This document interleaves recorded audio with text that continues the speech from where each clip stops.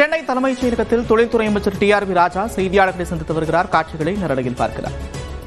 MOUs ஏறத்தாழ 11,571.15 கோடி ரூபாய்க்கான முதலீடு. ஸோ இது டோட்டல் வந்து இப்போ இன்க்ரீஸ் ஆயிருக்கு. ஆல்மோஸ்ட் டோட்டல் எம்ப்ளாய்மெண்ட்ஸ் வந்து கிட்டத்தட்ட பார்த்தீங்கன்னா 34 லட்சத்துக்கிட்ட வரும். 34 லட்சம் வேலை வாய்ப்புகளை உருவாக்கும் ஒரு வேலையை மாண்புமிகு திராவிட நாயகர் அவர்கள் இந்த 4 வருஷத்துல இவ்வளவு வேலை வாய்ப்புக்கான வாய்ப்புகளை உருவாக்கி இருக்கிறார். 11,31,571.15 கோடி முதலீடுகள் ஒப்பந்தங்கள் கையெழுத்திடப்பட்டிருக்கு. அதாவது 1010 MOUs வழியாக. இதோட சேர்த்து கன்வர்ஷன் ரேட் வந்து இப்போ இது இன்க்ரீஸ் இருக்காரு. நான் சொல்றேன், அவரு இவருக்கு வந்து ஒரு வெள்ளை அறிக்கை அவருக்கு புரியுற மாதிரி நான் கொடுக்கணும். அவரு நம்ம எதிர்கட்சி தலைவருக்கு புரியுற மாதிரி ஒரு வெள்ளை அறிக்கை கொடுக்கணும், இதான் கொடுக்கணும் அவருக்கு.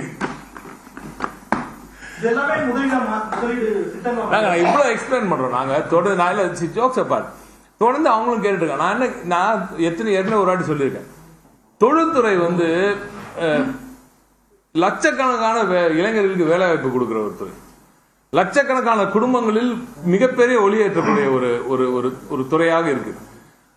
நீங்க வந்து கேட்கிற கேள்வி, அவர் கேட்கிற வைக்கிற குற்றச்சாட்டெல்லாம் வந்து ஆக்கப்பூர்வமான இருந்தா நாங்களும் அவங்களோட சேர்ந்து இணைந்து பயணிக்க வரணும். நாங்க போற இடத்துலலாம் எதை திரும்ப ஜாஸ்தியா சொல்றது, எங்களோட பாலிசி கண்டினியூட்டி வந்து அக்ராஸ் ரெஜிம்ஸ் கரெக்டா இருக்கும். தமிழ்நாட்டோட பாலிசி கண்டினியூட்டி நாங்க வந்து போன ஆட்சியில வந்த முதலீடுன்றனால இந்த ஆட்சியில வந்து அதை வந்து காலி பண்றது, அவங்கள வந்து ஊக்குவிக்காம இருக்கிறதுலாம் நாங்க செய்யறதே இல்லை. இவ்வளவு பெருந்தன்மையா பேசுற ஒரு முதலமைச்சரை வச்சுக்கிட்டு நாம இதை வந்து தொடர்ந்து இதை அரசியலாக்க நினைப்பது யாராக இருந்தாலும் சரியில்லை என்பதுதான் எனது வாதம். இது அவர்களும் புரிந்து கொள்வார்கள் என்று நம்புகிறேன். தமிழ்நாடு மக்கள் பார்த்துக் கொண்டிருக்கிறார்கள், இளைஞர்கள், படித்த இளைஞர்கள் பார்த்துக் கொண்டிருக்கிறார்கள். தயவு கூர்ந்து ஒரு பொறுப்புணர்ச்சியோட இந்த விஷயத்துல நீங்க அணுகணும் என்று கேட்டுக்கொள்கிறேன். நாங்க எந்த ஒரு டேட்டாவும் நான் வந்து தவறான ஒரு டேட்டா எந்த காலத்திலும் நாங்க கொடுத்ததில்லை. இந்த மாதிரி எங்க கலைஞர் எங்களை வளர்த்ததில்லை, எங்க முதலமைச்சர் எங்களை இப்ப அப்படி பாக்குறது இல்லை, எங்க சின்னவர் எங்களோட துணை முதலமைச்சர் எங்களை அப்படி வழி நடத்துறது இல்லை. அதனால நாங்க தவறான டேட்டா கொடுத்தா நான் எப்படி கன்வர்ஷன் ரேட்டை சொல்லுவேன்? நான் எதுக்கு நான் சொல்றது? So I want to see action on the ground, right? நீங்க அதெல்லாம் விடுங்க. எத்தனை ஓப்பனிங்ஸ், எத்தனை ஃபவுண்டேஷன் ஸ்டோன் எத்தனை பாக்குறீங்க, இனாகரேஷன் எத்தனை பாக்குறீங்க, இதுக்கு மேல என்ன ப்ரூஃப் காட்டணும் உங்களுக்கு? எத்தனை பேர் வேலை வாய்ப்பு கொடுக்குறோம், ஸ்டேஜ்ல கொடுத்துட்டு இருக்கோம்.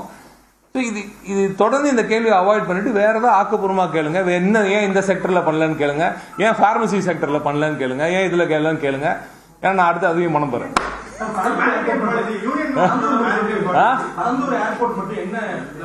சூப்பர் லெவல்ல இருக்கு, நிச்சயமா நல்லபடியா பார்க்கும்.